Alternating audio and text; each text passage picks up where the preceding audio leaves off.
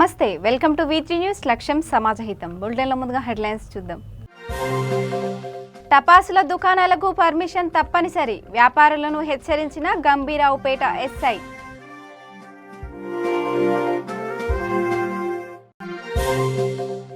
Fake సర్టిఫికేట్ల కలకలం, పోలీసుల అదుపులో స్టూడెంట్ అకాడమీకి నిర్వాహకుడు ఖలీల్.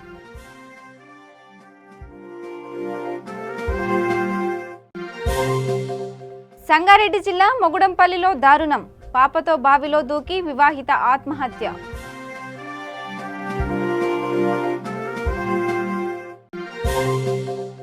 మడకశిరు పట్టణంలో దారుణం, నాని అనే వ్యక్తిపై దాడి, మర్మాంగం కోసేసిన దుండగులు. ఇక డీటెయిల్స్ చూస్తే, రాజన్న సిరిసిల్ల జిల్లా గంభీరావుపేటతో పాటు పరిసర గ్రామాల వారికి లైసెన్స్ లేని టపాసుల షాపులను నిర్వహించినట్లయితే వారిపై కఠిన చర్యలు తీసుకుంటామని స్థానిక ఎస్ఐ మహేష్ హెచ్చరించారు. స్థానిక పోలీస్ స్టేషన్లో ఎస్ఐ మహేష్ మాట్లాడుతూ, టపాసుల యజమానులు పర్మిషన్ చేసుకొని ఉండాలన్నారు.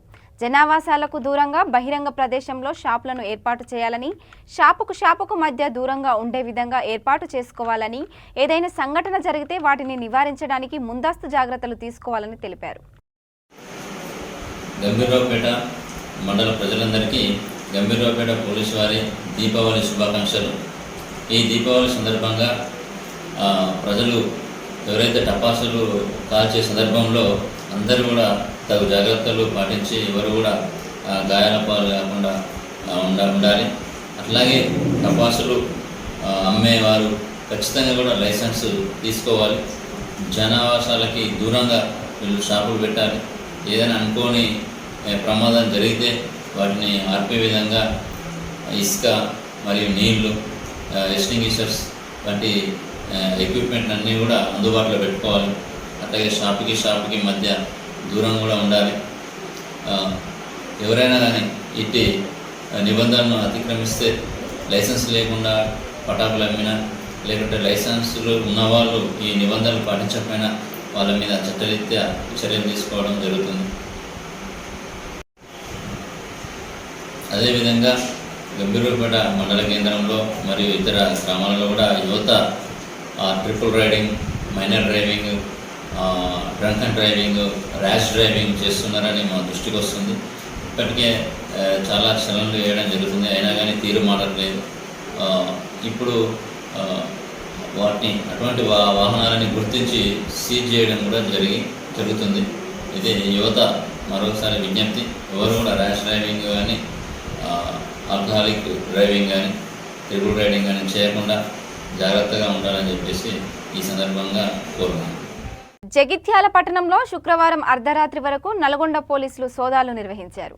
స్టూడెంట్ అకాడమీ ఎడ్యుకేషన్ సొసైటీలో తనిఖీలు చేశారు. పలు యూనివర్సిటీలకు సంబంధించిన పత్రాలు, మరికొన్ని సర్టిఫికేట్లు స్వాధీనం చేసుకున్నారు. పోలీసులు సొసైటీ నిర్వాహకుడు ఖలీల్ను అదుపులోకి తీసుకుని నల్గొండకు తరలించారు.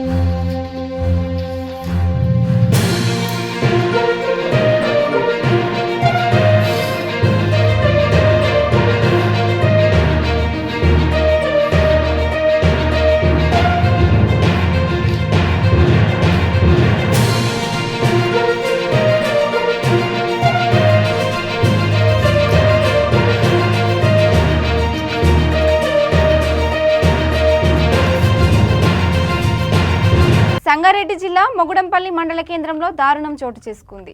ఓ వివాహిత కుటుంబ కలహాలతో ఏడాది వయసు పాపతో బావిలోకి దూకి ఆత్మహత్యకు పాల్పడింది.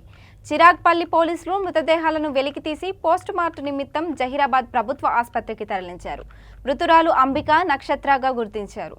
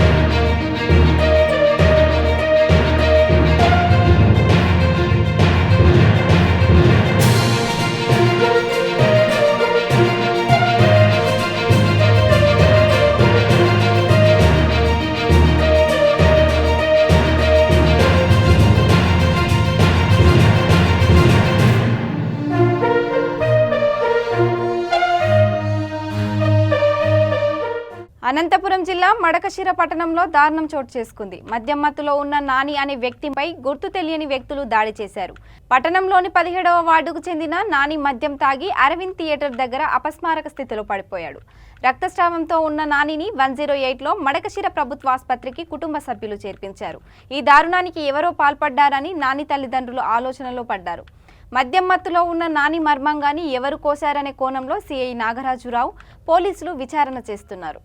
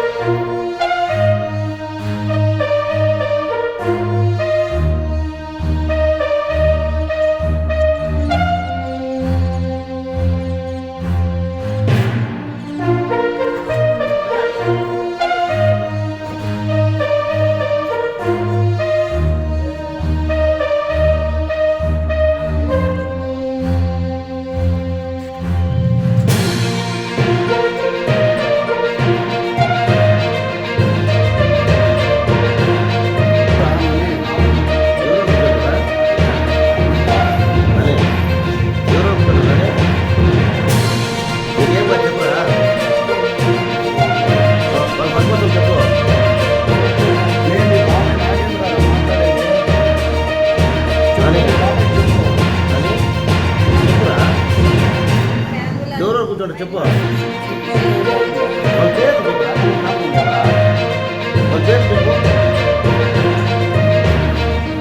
ఏమో చెప్పు చెప్పు.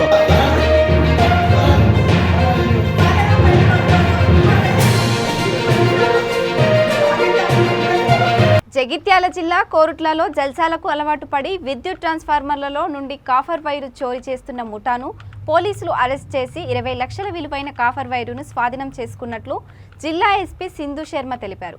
ఇబ్రహీంపట్నం, మల్లాపూర్, మెట్పల్లి, కోరుట్ల, కతలాపూర్, మేడిపల్లి, ధర్మపురి మండలాల్లోని గ్రామాల్లో 103 ట్రాన్స్ఫార్మర్లలో నుండి కాపర్ వైరు చోరీ చేశారని, నిజామాబాద్, ఉస్నాబాద్ ఏరియాలో 76 ట్రాన్స్ఫార్మర్ల నుండి కాపర్ వైర్ చోరీకి గురైనట్లు విచారణలో వెల్లడించినట్లు జిల్లా ఎస్పీ తెలిపారు.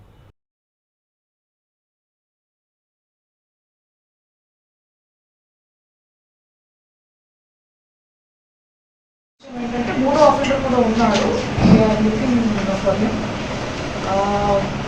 సో ఫార్ మనకు తెలిసింది ఏమిటంటే ఈ యేసుదాస్ ఈ సింగరాయకొండ నుంచి వచ్చి హైదరాబాద్లో సెంట్రల్ వర్క్ చేస్తూ కీపింగ్ అవుట్ హిస్ లైవ్లీహుడ్. ఈ శ్రీధర్ ఏమో ఒక 10 yearsగా నిజామాబాద్ డిస్ట్రిక్ట్లో అట్ డిఫరెంట్ ప్లేసెస్, ముఖ్యంగా మెండోరాలో ఫ్యామిలీ మెంబర్స్తో కలిసి పశువుల కాపరిగా పనిచేస్తున్నాడు. హైదరాబాద్లో ఇతనికి ఈ వ్యక్తి ఈ కర్ణాటకకి సంబంధించి శ్రీధర్ ఇంకా కర్ణాటకకి సంబంధించిన 3rd offender తోటి ఇతనికి అక్వింటెన్స్ ఏర్పడింది. వీళ్ళ ముగ్గురు కూడా ఒక ఈజీ లైఫ్ స్టైల్, జల్సాలకి వాటికి అలవాటు పడి they have taken to a path of crime అంటే ఈ దొంగతనాలు చేయడం స్టార్ట్ చేశారు. ముఖ్యంగా మన జిల్లాలో చాలా మండల్స్లో చూసాము. నిజామాబాద్లో బాల్కొండ, ఆర్మూర్, మోర్తాడ్, కమ్మర్పల్లి, నందిపేట్, ఎర్గట్ల, మన డిస్ట్రిక్ట్లో ఇబ్రహీంపట్నం, మల్లాపూర్, మెట్పల్లి, కోరుట్ల, కతలాపూర్, మేడిపల్లి, ధర్మపురి, ఆల్మోస్ట్ అన్ని మండల్స్లో వీళ్ళు ట్రాన్స్ఫార్మర్ థెఫ్ట్స్ చేయడం జరిగింది. వీటితో పాటు సిద్దిపేట్ డిస్ట్రిక్ట్, హుస్నాబాద్ ఏరియాలో కూడా they have committed these offences. So వీళ్ళు డేలో వాళ్ళు ఆఫెన్స్ కమిట్ చేయాలనుకుంటున్న ఏరియాని రెక్కీ చేయడము, నైట్ వచ్చి they will damage the transformer, వాటిలోని ఆయిల్ అంతా తీసేసి ఆ కాపర్ వైర్ని దొంగలించి వెళ్ళడం జరుగుతుంది. వీటి అన్నిటినీ వీళ్ళు వేరు ప్రదేశాల్లో దాస్తున్నారు after committing this theft. So far మనకి వీళ్ళని పట్టుకోవడం వల్ల డిటెక్ట్ అయిన ఆఫెన్సెస్ నిజామాబాద్లో 30 cases and 58 transformer theft cases are detected. మన జిల్లాలో 49 నేరాలు వీళ్ళు ఒప్పుకున్నారు, అంటే 103 transformers in our district. Husnabad ఏరియాలో ఒక 8 cases, 18 transformers, total 179 transformer thefts వీళ్ళు కమిట్ చేశారు ఆఫెన్సెస్. సో వీళ్ళ నుంచి మనం స్వాధీనపరుచుకున్న ప్రాపర్టీ ఒక 3200 kgs అంటే ఒక 3.2 tons ఆఫ్ కాపర్ వైర్ మనకి వీళ్ళ దగ్గర నుంచి రికవర్ అయింది. వీటి విలువ సుమారు ఒక 20 లక్షల రూపాయలు ఉంటుంది. అదేవిధంగా వీళ్ళ దగ్గర ఒక మోటార్ బైక్, సెల్ ఫోన్స్ కూడా రికవర్డ్. సో వీళ్ళ యాక్టివిటీస్ వల్ల విద్యుత్ శాఖకి మరియు రైతులకి lot of loss has happened because of their activities, because of continuous crimes being committed by this gang. ఇంత భారీ మొత్తంలో కాపర్ వైర్ని స్వాధీనపరుచుకున్నందుకు, ఇంత ఇంపార్టెంట్ గ్యాంగ్ని for being able to track them and arrest them, I appreciate efforts of SDPO Metpalli Ravinder Reddy garu and under his guidance inspector CI Korutla Rajasekhar Raju, Korutla SI Satish and Shyamraj, Medipalli SI Sudhir Rao, Kathalapur SI Ramachandram and their team members constituting Purushottam, Chandrasekhar and Hakim. So I appreciate their efforts. From police department side, we will propose rewards for. Jangaon జిల్లాలో భూములు palm oil తోట సాగుకు అనుగుణంగా ఉన్నాయని, రైతులు సాగు చేయడానికి ముందుకు రావాలని అధికారి KR లత కోరారు.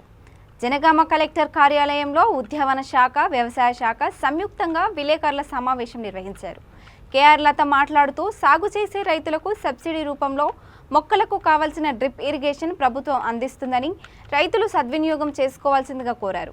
ప్రస్తుతం జిల్లాలో 4 లక్షల మొక్కలు అందుబాటులో ఉన్నాయని చెప్పారు. జిల్లాలో 18,000 ఎకరాల పైగా సాగు చేయవలసిన అవసరం ఉందని సూచించారు. నా పేరు KR లత, ఉద్యాన మరియు పట్టు పరిశ్రమ శాఖ అధికారిని. ఈరోజు ముఖ్యంగా ఈ ప్రెస్ మీట్ పెట్టవలసిన ఆవశ్యకత ఏంటంటే, మన రాష్ట్రంలో ఆయిల్ పామ్ సాగు ఆవశ్యకతను గుర్తించి మన రాష్ట్ర ప్రభుత్వం ఆయిల్ పామ్ పంటను ఎంకరేజ్ చేస్తుంది. ఇప్పటివరకు మన కేంద్ర రాష్ట్ర ప్రభుత్వాలు ఈ పంటను ప్రోత్సహించడానికి మెయిన్ ప్రధాన కారణం ఏంటంటే, మనం ఈ ఆయిల్ని దిగుమతి చేసుకుంటున్నాం. అట్లా దిగుమతి చేసుకోకుండా మన జిల్లాలోనే మన స్టేట్లోనే మనము ఆయిల్ ప్రొడ్యూస్ చేసుకుని మనమే వినియోగించుకునే విధంగా చేసుకోవడం కోసం మనము 18,000 ఎకరాలు పెంచే పొటెన్షియాలిటీ ఉంది. 18,000 ఎకరాలకు గాను లాస్ట్ ఇయర్ మనకు ముఖ్యంగా లాస్ట్ ఇయరే స్టార్ట్ అయింది ఈ పంట పెట్టడము. మనకు టీఎస్ ఆయిల్ ఫెడ్ కంపెనీని అలాట్ చేయడం జరిగింది. ఆ కంపెనీ ద్వారానే ఈ సంవత్సరం మన జిల్లాకు అవసరమైన మొక్కలు పెంచడానికి గాను 4 లక్షల మొక్కలు పెంచడం జరిగింది. ఆ 4 లక్షల మొక్కలతోటి ఈ సంవత్సరం 6,000 ఎకరాల్లో మనము ఆయిల్ పామ్ పంటను సాగు చేయడానికి రెడీగా తయారు చేసుకోవడం జరిగింది. ఇప్పుడు 11 నెలల మొక్కలు రైతులకు అందుబాటులో ఉన్నాయి. గుర్తించి ఈ పంటను పెట్టుకోవాల్సిందిగా అందరికీ కూడా తెలియజేయడం జరుగుతుంది. ఈ ఆయిల్ పామ్ పంట బహువార్షిక పంట. ఈ పంట ఒకసారి వేసుకున్నట్టయితే 25 నుంచి 30 సంవత్సరాలు కూడా మనము దిగుబడి తీసుకోవచ్చు. ఈ దిగుబడి అనేది 4వ సంవత్సరం నుంచి స్టార్ట్ అవుతుంది. 4వ సంవత్సరం నుంచి మనకు 5-6 టన్నుల దిగుబడి వస్తుంది. తర్వాత మనం 10 నుంచి 16 టన్నులు కూడా దిగుబడి తీసుకోవచ్చు. మనకు ముఖ్యంగా సాయిల్ అంటే 7వ సంవత్సరం లోపల 1,00,000-1,50,000 దిగుబడి వస్తుంది. తర్వాత 7వ సంవత్సరం నుంచి మనకు 2 లక్షల నుంచి కూడా 3 లక్షల వరకు కూడా వచ్చే అవకాశం ఉంది. ఈ పంట పెట్టుకోవడంలో ముఖ్యంగా మనకి ఏంటంటే ఇతర పంటలతో పోలిస్తే, ఇతర నూనె పంటలతో పోలిస్తే ఇందులో నూనె శాతం ఎక్కువ వస్తుంది. అంతేకాకుండా ఈ పంట చీడపీడలు తక్కువ ఉంటాయి, ఇంకా దొంగల బడి. కాబట్టి ఈ పంటను రైతులందరూ కూడా పంట వేసుకోవాలని చెప్పేసి మేము కోరడం జరుగుతుంది. కాలుష్యంకి సంబంధించి కూడా ఈ పంట వేసుకున్నట్టయితే ఈ చెట్టు నుంచి వచ్చే ప్రతిదీ కూడా ఎరువుగా తయారు చేసుకోవచ్చు. ఆ నెలలోనే కొమ్మలు కానీ ఆకులు కానీ దాని నుంచి వచ్చే విత్తనాలు కానీ అన్నీ కూడా ఫైబర్ కానీ దానికే ఎరువుగా వేసుకోవచ్చు. న్యూస్ కవరేజ్ కోసం వెళ్తే మీడియా వారిని బయటకు పంపించిన వైనం శ్రీ సత్యసాయి జిల్లాలో జరిగింది. శ్రీ సత్యసాయి జిల్లా ఆమడగూరు చౌడేశ్వరి దేవి కళ్యాణ మండపంలో ఏర్పాటు చేసిన వైఎస్ఆర్సీపీ కార్యకర్తల సమావేశంలో పూలకుంటాపల్లి గ్రామానికి చెందిన బుద్దల దామోదర్ రెడ్డి పలు సమస్యలపై ప్రశ్నిస్తున్నారు. దానిని మండల విలేకరులు కవర్ చేయడానికి వెళ్తే ఎమ్మెల్యే సిబ్బంది న్యూస్ కవర్ చేయవద్దంటూ మీడియా వారిని బయటకు పంపించారు. ఎమ్మెల్యే దుద్దుకుంట శ్రీధర్ రెడ్డి కూడా మీడియాను బయటకు పంపండి అనడం సిగ్గుచేటని జర్నలిస్టులు ఎమ్మెల్యే తీరుపై ప్రశ్నించారు. ఎమ్మెల్యే ఆఫీసు నుండి ఫోన్ చేసి కార్యకర్తల సమావేశం ఉంది, మీడియా కవర్ చేయండి అని చెబితేనే వచ్చామన్నారు. లేకుంటే తమకేమీ అవసరం అంటూ విలేకరులు ఎమ్మెల్యే తీరును ప్రశ్నిస్తూ బాయ్కట్ చేశారు.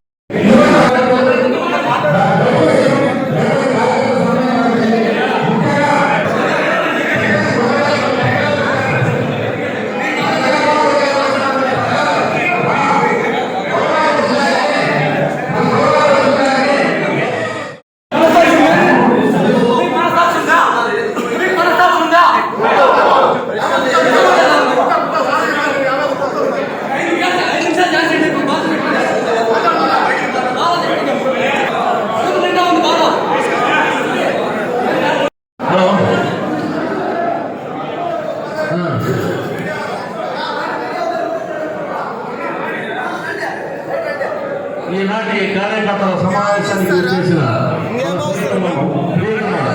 ఎమ్మెల్యే దుద్దుకుంట శ్రీధర్ రెడ్డి గారికి, అలాగే ఇక్కడ చేసిన నాయకులకు, ఎంపీటీసీలకు, జెడ్పీటీసీకి, కన్వీనర్లకి అందరికీ నా హృదయపూర్వక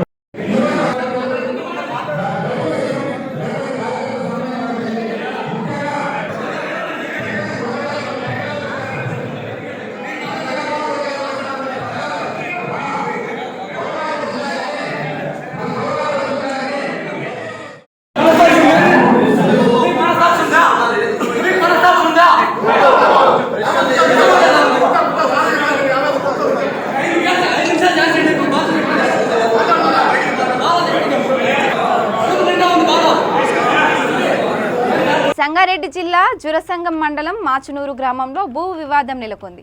భూమి కోసం బయట నుంచి కిరాయి వ్యక్తులను రప్పించి ప్రత్యర్థులు స్వరాజ్ అనే రైతు, అతని కుటుంబ సభ్యులపై కర్రలతో, కత్తులతో దాడి చేశారు. తండ్రి కొడుకులకు తీవ్ర గాయాలు కాగా వారిని ఆసుపత్రిలో చేర్పించారు. పోలీసులకు ఫిర్యాదు చేసినా పట్టించుకోవడం లేదని బాధితులు ఆరోపిస్తున్నారు.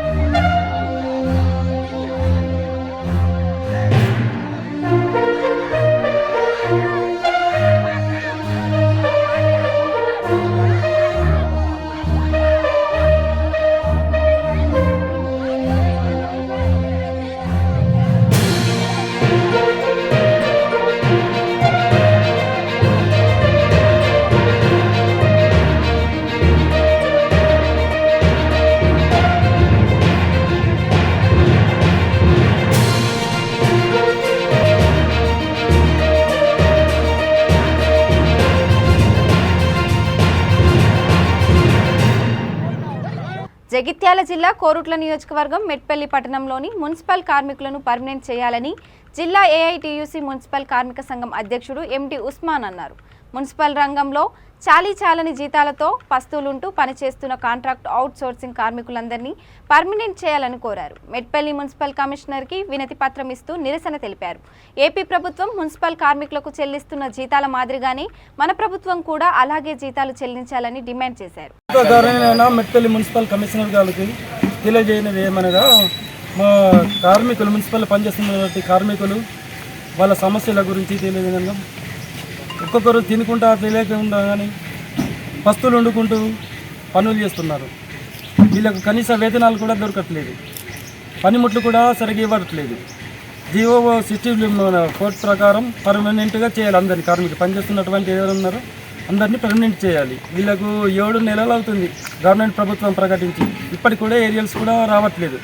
వెంటనే ఏరియల్స్ కూడా చెల్లించలేని ప్రకారం లేకుంటే మేము దశల వారీగా ఆందోళన చేపడతాం. దానికి కూడా స్పందించకపోతే ధర్నాలు కూడా చేయడానికి మేము సిద్ధంగా ఉన్నాం. దయచేసి మా కార్మికుల గురించి ఆలోచించి వెంటనే వేతనాలు చెల్లించాలి. మున్సిపల్ కార్మిక సంఘం తరఫున చేయబడుతున్న ఈరోజు నిరసన ముఖ్య ఉద్దేశం ఏంటంటే, మాకు వచ్చిన పిఆర్సీ ఏరియాస్ 6 నెలల జీతాలు ఇవ్వకపోవడం, కనీస పనికి కనీస వేతనం ఇవ్వకపోవడం ద్వారా చాలా ఇబ్బందులు గురవుతారు మా కార్మికులందరం. దానికి అధికారులు దృష్టికి ఎన్నిసార్లు తీసుకుపోయినా మాకు ఇప్పటికీ స్పందించడం లేదు. అందరూ రోజు తింటేనే కూలికి గడిగే పరిస్థితిలో మేము ఉన్నాం. కాబట్టి మామూలు గురించి కూడా కొద్దిగా ఆలోచించి అధికారులు ఎక్కడైతే వాళ్ళు మున్సిపాల్లో ఎలాగైతే ఇచ్చారో 6 నెలల ఎరియర్స్, వాళ్ళతో పాటు మేము కూడా కార్మిక మమ్మల్ని కూడా గుర్తించి మాకు కూడా 6 నెలల అరియర్స్ పైసలు వెంటనే జీతాలతో కలిపి ఇవ్వాలని మేము ఈ మున్సిపల్ కమిషనర్ దగ్గరికి ఇప్పుడే చేరుకోవడం జరిగింది. విన్నపిస్తూ ఈరోజు మున్సిపల్ చైర్మన్ గారికి కూడా ఒకటి వినతి పత్రం ఇవ్వడం జరుగుతుంది. మా కార్మికులందరి తరఫున ఈ పిఎఫ్ కానీ ఎవరైతే ఉన్నారో మా కార్మికులందరికీ ఎలాంటి ఇబ్బందులు ఉన్నా అవన్నీ కూడా మేము లిఖితపూర్వకంగా ఇవ్వడం జరుగుతుంది. ఏదున్నా కానీ మాకు సమస్యలు వెంటనే తోడ్పడి వెంటనే విలేక దృష్టిలో కాకుండా మా ఎమ్మెల్యే దృష్టికి తీసుకుపోయి వెంటనే మా సమస్యలని పరిష్కరించాలని కార్మికుల పక్షాన అధ్యక్షుడు మున్సిపల్ అధ్యక్షుడు కార్మిక సంఘం వరలక్ష్మణ తరఫున, అన్నగారు జిల్లా అధ్యక్షుడు ఉస్మాన్ గారి తరఫున, అందరి కార్మికుల సమస్యల తరఫున ఇప్పుడే కోరుకోవడం జరుగుతుంది. మారిన జీవన శైలి, మారిన ఆహార అలవాట్లు తదితర కారణాల వల్ల చిన్నతనంలోనే ఎంతో మంది రోగాల బారిన పడుతున్నారని మంత్రి హరీష్ రావు అన్నారు. వరల్డ్ బ్రెస్ట్ క్యాన్సర్ నెల సందర్భంగా నెక్లెస్ రోడ్లోని జలవిహార్ వద్ద అవగాహన వాక్ మారథాన్ జెండాను ఊపి ప్రారంభించారు. చాప కింద నీరులా విస్తరిస్తున్న రొమ్ము క్యాన్సర్ గురించి ప్రజలకు అవగాహన కల్పించి వారిని కాపాడేందుకు ప్రపంచవ్యాప్తంగా అక్టోబర్ నెలను ప్రతి ఏడాది బ్రెస్ట్ క్యాన్సర్ అవేర్నెస్ మంత్గా నిర్వహిస్తున్నారని తెలిపారు.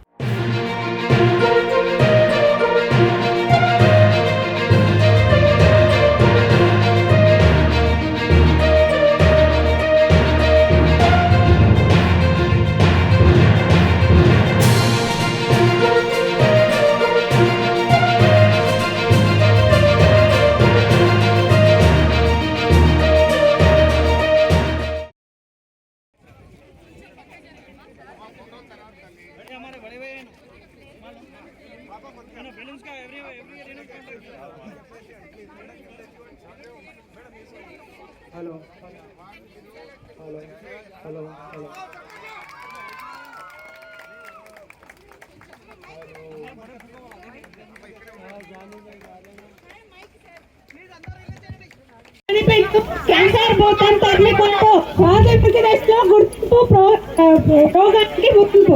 ప్రాథమిక దశలో గుర్తింపు, రోగానికి ముగింపు. ప్రాథమిక దశలో గుర్తింపు, రోగానికి ముగింపు. ప్రాథమిక దశలో గుర్తింపు, రోగానికి ముగింపు. పోరాడదాం పోరాడదాం పోరాడదాం క్యాన్సర్ పై పోరాడదాం.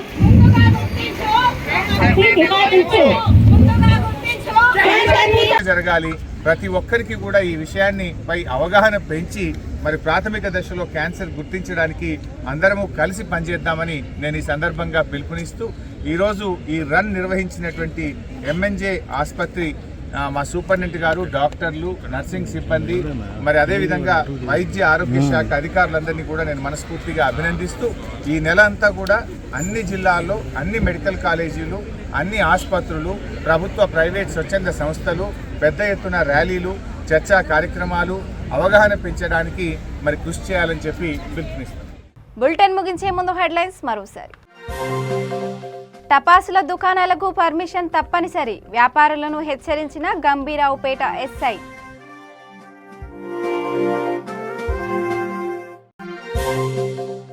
ఫేక్ సర్టిఫికేట్ల కలకలం, పోలీసుల అదుపులో స్టూడెంట్ అకాడమీకి నిర్వాహకుడు ఖలీల్.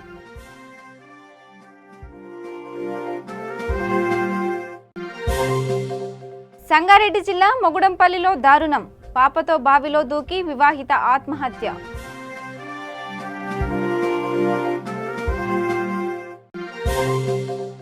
మడకశిరు పట్టణంలో దారుణం, నాని అనే వ్యక్తిపై దాడి, మర్మాంగం కోసేసిన దుండగులు. ఇక ఇవి bulletin updates. Keep watching వీటీ news. లక్ష్యం సమాజహితం.